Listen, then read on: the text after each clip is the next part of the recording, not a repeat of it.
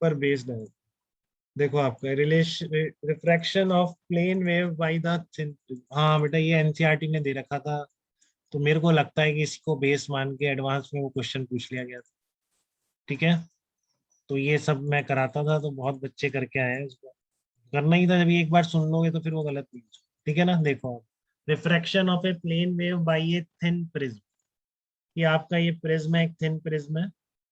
ठीक है, ये आपका P1 P2 P3 P4 points ऐसे बना रखे हैं मैंने। ये आपका इस तरह से वेव जा रही है, तो अब आपको पता है कि ये प्लेन वेव होती है। तो प्लेन वेव का मीनिंग क्लियर है क्या आपका? प्लेन वेव का मतलब क्या होता है? एनर्जी इस तरह से पैरेलल रेज या पैरेलल वेव्स की फॉर्म में जा रही है, जैसे यूनिफॉर्म इलेक्ट्रिक फील्ड होता है ना वैसे। तो इसका वेव फ्रंट कैसा होता है? प्लेन। तो ये प्लेन वेव कहलाती है, मतलब कोई पार्ट डिफरेंस क्रिएट नहीं हो रहा। ठीक है ना, एकदम पैरेलल जा रही है। तो आप देखो, मैं ये कह रहा हूँ बेटा, वही वाली बातें सारी एसएचएम वाली, अगर वो आपने समझी तो ये बात भी बिल्कुल समझ में आएगी। ठीक है, देखो ये ज्यादा मीडियम में जा रही है ना, ये वाली में ज्यादा मीडियम से गुजर रही है, ये यहाँ पर कम मीडियम से गुजर। ठीक है ना, देखो टारगेट मेरा है कि जो हम कहते हैं कि प्रिंस से लाइट डेविएट हो गई इस तरीके से, तो डेफिनेटली जब लाइट ऐसे जाती है तो उसका वेव फ्रंट ये हो जाए। तो क्या आपने जो वेव फ्रंट की डेफिनेशन है उससे भी समझ सकते हैं क्या कि यही वेव फ्रंट इस तरह का होगा? तो वो देख रहे हैं। ठीक है ना, तो देखो आप, ये वेव निकल रही है यहाँ से P1 P2 जाती है मीडियम में, ये P3 से P4 में मीडियम में जाती है। ठीक है ना, तो अब आपको थोड़ा समझ है क्या इस तरह की कि इसकी वेव यहाँ पर, जैसे मान लो जो सेम फेज वाले पार्टिकल हैं वो इसमें इसकी फेज थोड़ी सी पीछे रह जाएगी। बताओ, क्लियर है क्या आपको ये चीज? यहाँ तक दोनों की सेम फेज था। ठीक है ना, यहाँ तक दोनों का सेम फेज था, बट इसको यहाँ से यहाँ तक जाने में ज्यादा टाइम लग जाएगा ना बेटा। समझ रहे हो, इसको यहाँ से यस यहाँ सर। तक जाने में ज्यादा टाइम। तो जो एसएचएम का फेज था जो इससे मैच करेगा, ठीक है ना, इसमें तो वो ज्यादा डिस्टेंस पर पहुंच चुका हो। ठीक है, इसमें वो कम डिस्टेंस, क्योंकि यहाँ पर इसकी स्पीड स्लो हो गई है ना, इसकी स्पीड स्लो हो गई। ठीक है, तो इस तरह से सेम फेज वाले जो पॉइंट हैं वो इस तरीके से हो जाएंगे, जितना ज्यादा मीडियम में से जो जाता रहेगा उसकी फेज उतनी ही पीछे होती रहेगी। ठीक है ना, जितना ज्यादा मीडियम से जो जाता रहेगा उसकी फेज उतनी ही पीछे होती रहेगी, और इस तरह से टिल्टेड वेव फ्रंट मिलेगा। ठीक है, तो इस तरह की जो परपेंडिकुलर आप ड्रॉ करेंगे तो आपको रेज मिलेंगी। तो एक्चुअल में होता भी ऐसा है कि प्रिज्म से जाने पर इस तरह का डेविएशन। ठीक है, ऐसे ही आप इसमें देख लो, ये आपका लेंस होता है।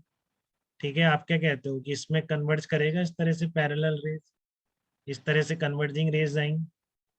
ठीक है ना, इसमें भी वही कहानी है, यहाँ पे ज्यादा मीडियम में जा रहा है तो वेव फ्रंट कैसा बनेगा? इस तरह का।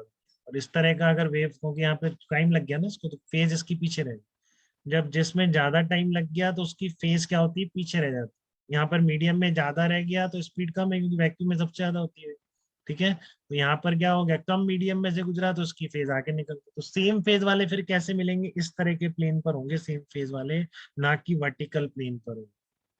ठीक है, तो सारा किसकी वजह से? फेज डिफरेंस की वजह से हम समझ सकते हैं कि अगर ये इंसिडेंट वेव फ्रंट है तो आफ्टर रिफ्रैक्शन इस प्रिज्म का वेव फ्रंट ऐसा होगा। अगर ये इंसिडेंट वेव फ्रंट है बेटा, ये बोर्ड में भी आ सकता है, बोर्ड का एनसीईआरटी का सॉल्व एग्जाम्पल ये पूरा, और कहीं से नहीं आया है। ठीक है ना, और कहीं से नहीं है। तो ये हर तरह से बोर्ड मेंस एडवांस में, मैं बोलता ही था पहले भी। ठीक है ना, लेकिन ये प्रूव भी कर दिया एडवांस वालों ने, वेव फ्रंट का ही पोजीशन पूछ लिया उन्होंने। तो अभी देखते हैं वो क्वेश्चन। ठीक है, पहले आपको ये बात समझ में आ रही है क्या? जब मीडियम में से ज्यादा देर तक गुजर जाती है तो उसकी फेस पीछे रह जाती है। तो इसलिए इसकी फेस पीछे रह गई। ये सेम है ऊपर नीचे मोटाई, तो यहाँ पर सेम रहे, बट इसकी तो पीछे रह गई है ना ज्यादा मीडियम से जो है। तो ऐसा वेव फ्रंट, ऐसा वेव फ्रंट है तो फिर रेज ऐसी है।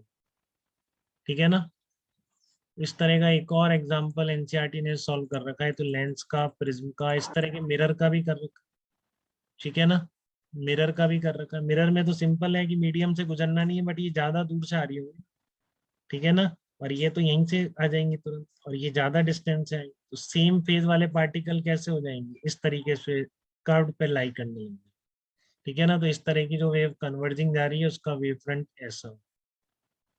ठीक है, तो ये सारे इसके उसी पर बेस्ड हैं कि आपका जो फेज है अगर उसको टाइम लग गया तो वो पीछे रख जाते हैं।